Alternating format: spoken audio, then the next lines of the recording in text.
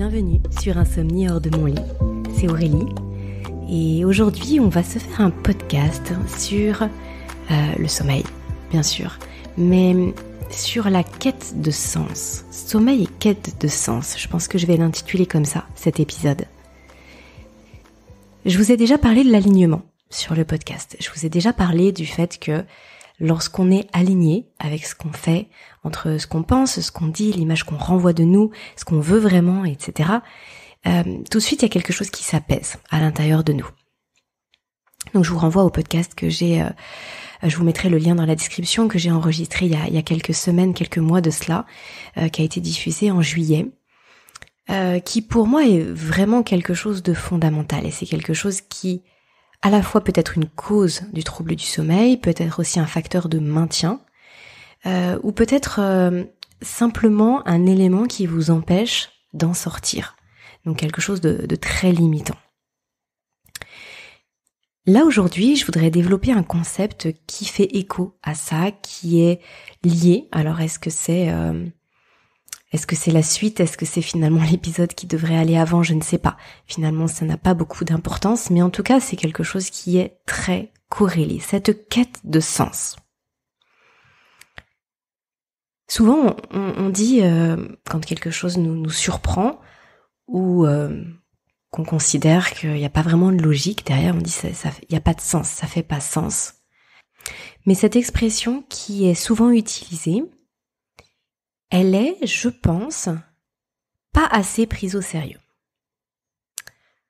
Le sens a un réel enjeu pour nous, en tant qu'être humain, dans notre physiologie, dans le fonctionnement de notre cerveau. Il y a un réel enjeu, et justement un enjeu d'apaisement, un enjeu de sérénité, un enjeu de confiance, qui va se traduire de façon positive ou négative sur le sommeil. Cet épisode, il m'est fortement inspiré par le livre de Sébastien Boller qui s'intitule « Où est le sens ?», et avec lequel on va faire des ponts directs avec notre sujet du sommeil.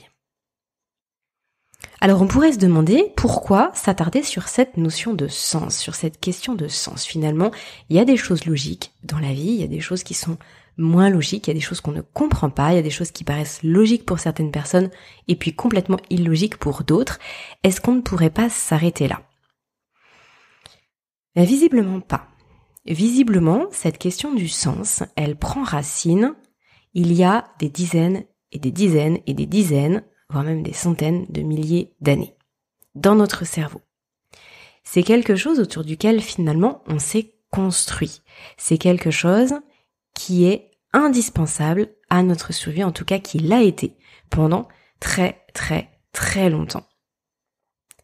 On a une petite partie de notre cerveau qui s'appelle le cortex singulaire antérieur et qui visiblement a une de ses fonctions liée à la recherche de sens. Alors là, on n'est pas sur un sens, là on remonte des dizaines de milliers d'années en arrière, on n'est pas sur un sens métaphysique du style est-ce que notre existence a un sens? On n'est pas là-dessus. Mais on va venir chercher des schémas qui se répètent. C'est-à-dire des choses qui vont nous permettre d'attraper de la nourriture, qui vont nous permettre de nous protéger, qui vont nous permettre de comprendre un petit peu les choses qui nous entourent dans un but d'évolution, dans un but de protection, de reproduction, d'alimentation. Par exemple, si on se rend compte que lorsqu'on voit telle ou telle trace par terre, ça veut dire qu'il y a tel ou tel animal qui est passé par là. Ça veut dire que si ça va dans cette direction ou c'est plutôt comme ci, plutôt comme ça veut dire que je sais pas, le terrier n'est pas loin, ou alors qu'il y a des petits, ou alors que il y a telle ou telle bête qui peut par exemple, je sais pas, être blessée, que ça devient une proie facile. En fait, si on arrive à repérer ces schémas-là, eh bien on va pouvoir s'en sortir beaucoup plus facilement que si on ne fait pas de lien. C'est vraiment le fait de venir faire des liens entre des choses qu'on constate et qui vont nous apporter. Mais pour ça, il faut bien sûr que ça puisse se répéter. À partir du moment où ça se répète, d'un seul coup, ça devient sécurisant parce qu'on peut faire des liens. Et ça veut dire qu'on peut se rendre compte soit qu'on est sur une bonne piste, soit à l'inverse qu'on est en danger. Donc ça permet toujours pareil de faire prospérer l'espèce et qu'on puisse s'en sortir. Au fil des millénaires, ce cortex singulaire antérieur, il a continué de nous faire œuvrer vers toujours plus de quête de sens. Il a continué de nous guider d'une certaine façon pour que, malgré notre environnement qui changeait, eh bien, les choses continuent de faire sens. Puisqu'à un moment donné, il était plus juste suffisant de repérer une bête pour ensuite aller à la chasse. Il était aussi important de pouvoir faire confiance aux personnes avec lesquelles on chassait. Donc, quels vont être les comportements des personnes avec lesquelles je chasse? Est-ce que je peux leur faire confiance? Et quand eux font ça, est-ce que l'autre va faire ça? Et moi, qu'est-ce que je fais? Et en fait, tous ces schémas répétitifs vont vraiment ancrer cette importance de notre cortex singulaire antérieur. Puis, petit à petit, au fil de l'évolution, lorsque les tribus vont devenir de plus en plus importantes en termes de nombre, puis par la suite se sédentariser, il y a un autre enjeu qui rentre en compte, c'est le fait de ne plus connaître les personnes avec lesquelles on vit, en tout cas dans la même ville, les personnes qu'on croise. Parce que quand on part d'un petit groupe où on connaît tout le monde, à une grande méga-cité où finalement on est nous-mêmes un inconnu et on ne rencontre que des inconnus, eh bien cette confiance qu'on avait pu établir par le passé, quand je dis par le passé, c'est pas à l'échelle d'une vie d'un individu, c'est au fil des centaines et des milliers d'années, bah ça du coup ça se perd petit à petit. Comment faire confiance à quelqu'un qu'on ne connaît pas? C'est là que les rituels apparaissent. Les rituels vont permettre aux personnes de faire la même chose au même moment et dans un même but, ce qui vient rassurer notre cortex singulaire antérieur. Et puis, après les rituels, au fur et à mesure que les sociétés évoluent, eh bien, vont apparaître les différentes religions, et puis va apparaître aussi la morale, qui permet encore plus d'avoir confiance en la personne qui vit à côté de chez nous, parce qu'on a les mêmes notions du bien et du mal, de ce qu'il faut faire ou ne pas faire. Finalement, les codes sont repérables, les codes sont les mêmes, et donc ça, c'est très apaisant pour notre cerveau. Donc là, tout ce que je vous explique, c'est pas moi qui l'invente du tout, je vous renvoie vraiment au livre de Sébastien Boller qui détaille tout cela. Si ça vous intéresse, vous prendrez beaucoup de plaisir à lire ce livre, qui en plus n'est pas très très volumineux, qui se lit vraiment bien. Et pourquoi je vous dis ça? Parce que aujourd'hui, dans nos sociétés, en tout cas, c'est pas le cas partout dans toutes les sociétés du monde, mais dans nos sociétés actuelles, dans nos sociétés occidentales dites industrialisées, il y a une sorte de désenchantement du monde. Pour de nombreuses raisons que je vais pas citer ici parce que ça ferait faire une trop grosse digression, mais la religion a perdu son aura, l'aura qu'elle pouvait avoir il y a encore quelques centaines ou quelques milliers d'années en arrière. Il n'y a plus vraiment de rituels, la morale peut être aussi discutée, mais au-delà de ça, la place de l'homme dans la société, la place de l'homme dans le monde, la place de la Terre dans l'univers, tout ça a été vraiment ébranlé, a été beaucoup remis en cause sur les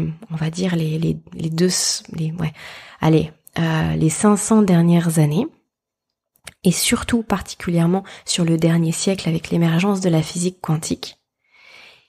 Et ça fait une grande désillusion pour notre cortex singulaire antérieur, c'est quelque chose qui n'est pas du tout agréable. Et du coup, il s'allume. Lui, ça ne lui convient pas du tout, parce qu'il y a moins de sens dans ce qu'on fait, il y a moins de sens dans notre existence, il y a moins de sens à notre vie, à nos actes, à nos gestes, et puis on est de plus en plus nombreux sur Terre aussi, de plus en plus inconnus, anonymes, parmi d'autres anonymes qu'on ne connaît pas, qu'on ne comprend plus forcément, qu'on comprend moins en tout cas dans ce sens-là. Et donc ça pose un souci. Alors vous allez me dire finalement, pourquoi ça pose un souci? Qu'est-ce que ça peut bien faire que notre cortex singulaire s'allume? Quand je dis qu'il s'allume, c'est pour de vrai, je fais une parenthèse, c'est-à-dire que sur les IRM, on voit qu'il s'allume, c'est-à-dire qu'on voit il y a une activité à ce moment-là, qui aujourd'hui, grâce aux appareils qu'on a nouvelles technologies qu'on a pour étudier le cerveau, eh bien il y a plein de choses comme ça qu'on peut découvrir et on comprend mieux comment fonctionne notre cerveau, mais aussi du coup tout notre être en fonction des situations qu'on traverse, qu'on rencontre. Et donc là ça s'allume. Alors on pourrait se dire ok, finalement c'est comme ça. Laissons-le s'allumer, c'est pas très grave, et puis peut-être qu'au bout de plusieurs centaines ou milliers d'années, il s'habituera, il s'allumera moins. Ok. Sauf que, malheureusement, il y a des répercussions au fait qu'il s'allume. C'est pas simplement pour faire joli, pour faire guirlande de Noël. Quand notre cortex singulaire antérieur s'allume, alors, d'un point de vue physiologique, il y a des choses qui se passent. Ça génère une situation de stress qui est très importante. Ça génère de l'anxiété à l'intérieur de nous, cette perte de sens, cette perte de repère, on pourrait aussi l'appeler comme ça. On va générer plus d'hormones du stress, plus d'hormones qui nous mettent en hypervigilance, du cortisol, de l'adrénaline par exemple. Et là, on reboucle avec notre sommeil, bien évidemment, vous le savez, ces hormones qui sont certes tout à fait naturelles et dont on a besoin en plein de circonstances, en plein de situations différentes, mais d'un point de vue sommeil, ce sont des hormones qu'on ne veut pas sécréter le soir, la nuit, ou en trop grande quantité ou de façon chronique trop élevée, parce que sinon le sommeil n'est plus au rendez-vous. Peut-être que certains d'entre vous vont se rappeler de ça, que j'ai déjà évoqué dans des épisodes passés, mais lorsque on est en danger, si on est menacé, je sais pas s'il y a quelqu'un qui s'introduit chez vous, qui veut vous voler votre matériel et chez vous, peut-être même vous agresser, c'est pas à ce moment-là, même s'il est 23h30, que votre cerveau va se dire « Ok, c'est l'heure, allez tranquillement, on s'allonge et on fait dodo ». Non, votre cerveau comprend que vous êtes en danger, en tout cas il y a un stress très fort qui est généré, et du coup le sommeil il passe au second plan. C'est vrai pour quelque chose comme ça de très soudain et de très violent, mais c'est vrai aussi lorsqu'il y a un stress chronique. Quand on a une surproduction de cortisol en permanence, donc on appelle ça le stress chronique, eh bien le corps, il ne se met plus en mode repos parce qu'il est toujours en mode actif, hypervigilance, recherche de solutions, impossible de calmer le mental. Bien quand on est justement avec un cortex singulaire antérieur qui s'allume à longueur de journée, quand plus rien ne fait sens pour nous, on est dans une production hormonale d'hormones qui nous maintiennent en éveil. C'est pas du tout propice pour le sommeil. Alors peut-être que vous vous dites que vous n'êtes pas vraiment concerné par toutes ces considérations, que c'est un peu trop métaphysique pour vous. Mais en réalité, si je vous fais ce podcast, c'est parce que, à mon avis, j'ai l'intime conviction que c'est beaucoup plus concret que ce qu'on peut imaginer à premier abord. Et d'ailleurs, Sébastien Boller cite certains exemples qui sont très touchants et qui sont très parlants dans son livre. Par exemple, si au niveau professionnel, rien ne fait sens, vous travaillez dans une entreprise qui s'occupe de concevoir et de commercialiser des bouteilles en plastique, alors que une de vos valeurs premières, c'est l'écologie et le recyclage des déchets, ça fait pas sens. Moralement parlant, ça fait pas sens pour vous.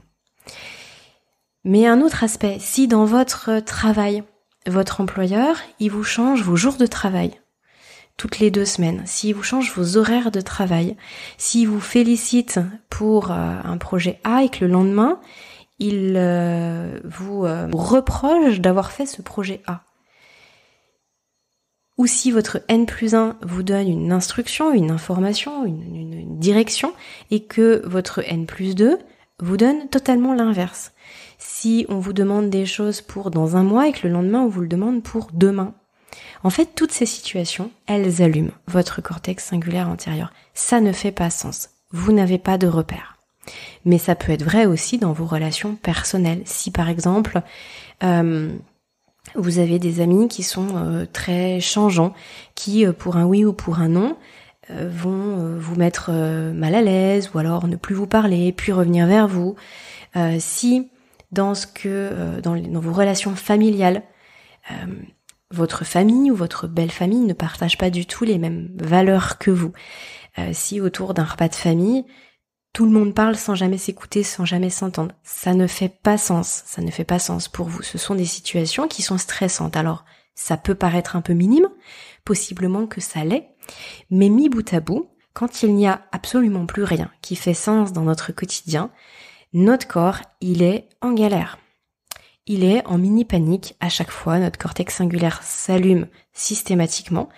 Pour peu que vous posiez des questions sur le sens global de vous, de votre utilité dans ce monde, de ce pourquoi vous êtes fait. On parle souvent de l'ikigai, rechercher vraiment son projet de vie.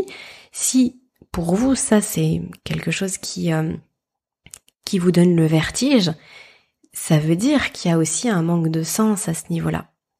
Ce que je veux dire par là, parce que j'ai clairement pas la réponse à tout ce que je viens de dire et je pense qu'il n'y a pas non plus de solution dans tout ce qu'on rencontre dans le quotidien. Mais en tout cas, ça permet d'expliquer parfois que on se sent en stress, on se sent en hypervigilance, on se sent dans des situations très inconfortables, comme s'il y avait un genre de tumulte interne permanent. On n'arrive pas à s'en sortir, on comprend pas pourquoi. Eh bien, le fait de venir poser certaines choses et essayer de donner plus de sens à notre existence, donc ça peut passer aussi par le fait d'être vraiment aligné avec ce qu'on veut, hein. Ça rejoint vraiment cet autre podcast dont je vous parlais au début de notre épisode. Eh bien, tout ça, ça va aider, ça va venir éteindre petit à petit cette surstimulation du cortex singulaire antérieur, ça va venir donner plus de repères dans votre quotidien. Et par ricochet, ce sera beaucoup plus facile de dormir. Il y aura moins de cogitation, il y aura beaucoup moins de rumination, de questionnement. Vous allez plus facilement trouver votre chemin. Et même si vous savez pas vraiment où mène votre chemin, en tout cas sur ce chemin, il y aura beaucoup plus de sérénité. Et puis, il y a un autre exemple aussi qu'on peut citer, quelque chose qui me tient vraiment à cœur, c'est le sommeil des adolescents. Si vous êtes parent d'adolescents ou si vous-même, pendant votre adolescence, vous avez rencontré des troubles du sommeil. C'est très souvent le cas, hein. Souvent, les troubles du sommeil prennent racine dans l'adolescence pour les personnes qui vivent de l'insomnie chronique, comme ça a été le cas pour moi. Ça a vraiment pris naissance pendant l'adolescence. Eh bien, c'est intéressant de savoir que certes, il y a un gros enjeu au niveau de notre horloge biologique qui bouge, au niveau de notre rythme circadien, les choses ne sont plus tout à fait pareilles que dans l'enfance, et puis que comme ça le sera aussi plus tard en tant qu'adulte. Donc là, il y a un retard de phase, on va se coucher plus tard, se lever plus tard, il y a vraiment quelque chose d'assez biologique et physiologique là-dedans. Mais il y a aussi quelque chose qui vient se greffer d'un point de vue du coup plus psychologique et la façon dont on va appréhender notre monde. C'est que c'est une période de grands bouleversements, de grands changements, de perte de repères et de perte de sens. Là où tout était clair, où la ligne était tracée par nos parents dans notre famille, où parfois les choses étaient très bien organisées, tout était soit blanc, soit noir, soit bien, soit mal. Et puis où finalement on n'avait pas vraiment la possibilité d'exprimer notre différence, la possibilité de aussi au niveau cognitif, de venir prendre du recul, d'avoir cette conscience qui vient nous donner un jugement critique sur les choses, eh bien à l'adolescence, tout ça, ça change. Et là justement, on vient s'affirmer en tant que personne, se distinguer de l'ancrage familial qu'on a pu avoir, de notre famille, de parfois aussi prendre des tournants assez abrupts, et puis se forger notre personnalité. Mais du coup, il y a une grosse perte de repères. Il y a beaucoup de choses qui ne font plus sens. Le comportement aussi des groupes d'amis, le comportement parfois des adultes vis-à-vis d'un adolescent, tout ça, ça peut changer.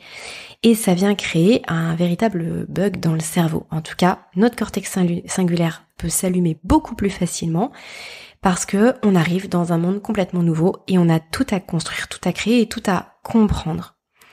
Et c'est aussi pour ça que c'est si bouleversant pendant cette période de vie, avant de pouvoir retrouver à nouveau un peu de stabilité à l'âge adulte. Mais parfois, ça crée un stress tellement important et une relation tellement conflictuelle avec notre sommeil que c'est très difficile de pouvoir rétablir la situation et de voir le bout du tunnel. Donc après, il y a plein de béquilles qu'on peut utiliser, qu'on peut mettre en place tout au long de sa vie. Et puis il y a des situations où qui vont nous faire rebasculer, des périodes où ce sera plus facile. Mais en tout cas, il y a cette notion malgré tout de perte de sens qui a pu à un moment donné vraiment fragiliser notre terrain, notre sommeil et nous faire douter d'une certaine façon.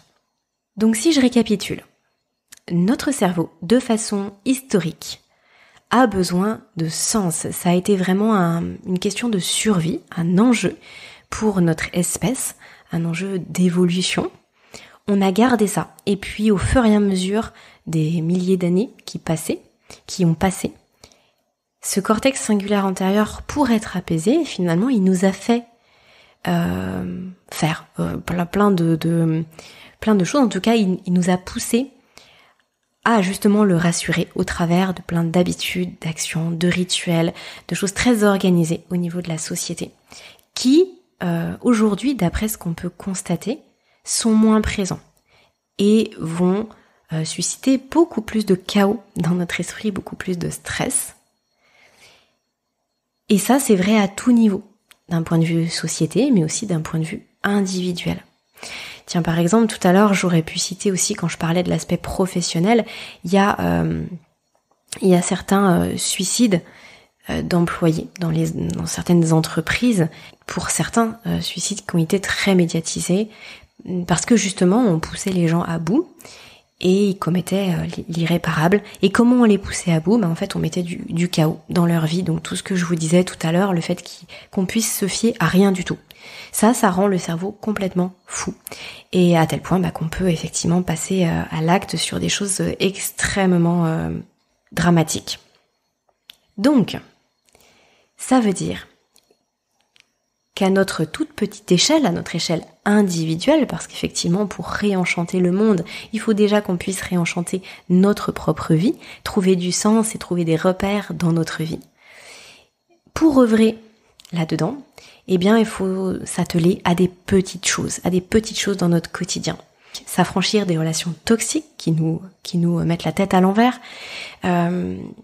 chercher un emploi qui nous correspond, avec lequel on est aligné, chercher un cadre de vie qui corresponde aussi à ce qu'on souhaite, en tout cas œuvrer vers ça, même si c'est pas à notre portée de main tout de suite là maintenant, le fait d'œuvrer vers ça, ça va vraiment beaucoup nous apaiser. Moi c'est quelque chose vers lequel je tends, qui m'a pris quand même un certain temps à comprendre les implications qu'il y avait derrière tout ça, et puis à mettre en place dans mon quotidien. Les choses ne sont pas parfaites, mais le principal, c'est d'aller vers quelque chose, d'avoir conscience déjà, et ensuite de faire des petits pas dans le quotidien et se dire qu'on est sur le chemin qu'on souhaite. J'espère que cette notion de quête de sens va vous parler. Vraiment, je pense que on est sur un sujet qui n'est presque jamais évoqué en lien avec le sommeil, parce que encore une fois, on a l'impression que c'est très loin. Et moi, je suis sûre que non. Et je pense que là, si ça résonne en vous, vous trouverez dans votre vie les petites choses à faire au fur et à mesure que les jours, les semaines et les mois passent pour apaiser votre cortex singulaire antérieur et que vous puissiez dormir plus sereinement. J'ai envie de terminer ce podcast en vous disant que si ces notions de sens, d'alignement, si ce type de réflexion vous intéresse, je pense que vous trouverez de la ressource, que vous trouverez une sorte de richesse, de grande valeur sur un autre podcast, et qui justement va s'intéresser à toutes ces notions-là. Il s'agit du podcast de Pierre Etchart. Pierre Etchart, vous l'avez déjà entendu sur le podcast, j'ai publié un interview avec lui, je pense au mois de juin dernier, je vous le remettrai dans le descriptif de cet épisode pour ceux qui ne l'auraient pas vu. Je vous invite vraiment à l'écouter, on avait parlé de la physiologie du sommeil.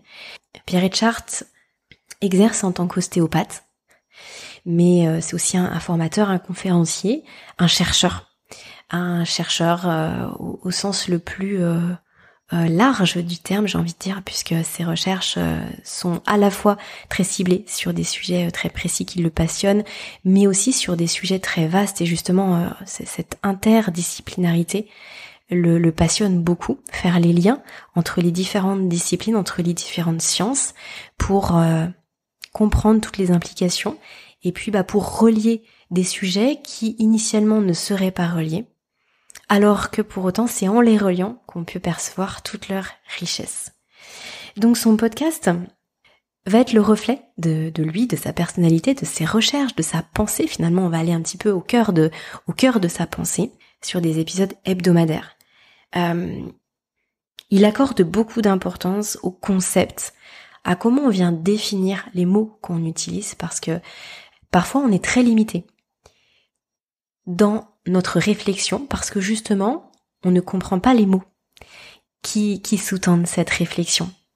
Et ça fait une grande différence.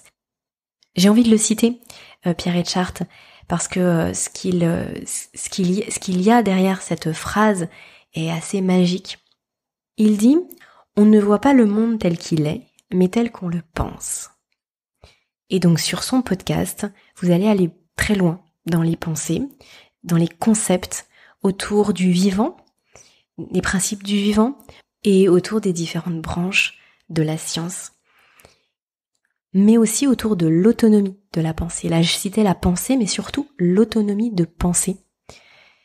Qu'est-ce qui fait qu'on pense comme on pense ? Est-ce qu'on sait comment on sait ce qu'on sait ? Est-ce que on s'est déjà posé la question du paradigme de départ avec lequel on pense sur tel ou tel sujet ? Et qu'est-ce que ça vient induire sur nos choix du quotidien et sur notre vie ? Pierre Etchart s'est beaucoup intéressé aussi justement à l'histoire des sciences, et c'est quelque chose qui peut-être suscitera votre curiosité. Moi, c'est quelque chose que j'ai complètement découvert avec lui depuis un peu plus d'1 an maintenant, qui m'était complètement inconnu avant, et c'est un merveilleux voyage. C'est vraiment quelque chose qui me nourrit beaucoup, qui est d'une très très grande richesse. Donc si parmi vous, certains sont intéressés par toute cette démarche scientifique, philosophique, et puis des choses aussi beaucoup plus concrètes par rapport aux lois du vivant, à comment notre être vit, vous allez vraiment pouvoir profiter pleinement de ce nouveau podcast. Je ne vous en dis pas plus, je vous laisse découvrir, vous trouverez le lien dans la description de cet épisode. Là, le podcast a été lancé tout début septembre, donc vous allez pouvoir découvrir les premiers épisodes et vous imprégner petit à petit de tout ce que Pierre Etchart souhaite partager sur ce média. Nous arrivons à la fin de cet épisode. Merci à tous ceux d'entre vous qui sont encore avec moi maintenant. Comme d'habitude, j'insiste, mais c'est vraiment très important. Partagez ce podcast, notez-le si vous ne l'avez pas encore fait. Vous pouvez aussi me rejoindre sur les réseaux, principalement sur Instagram. Comme ça, vous pouvez suivre l'actualité du podcast. Et surtout, vous le savez, je viens tout juste de lancer ma première formation complète. Donc là, les portes pour cette première formation viennent de fermer. Mais il va y avoir d'autres sessions de formation, donc pour vous tenir informé, inscrivez-vous à la newsletter.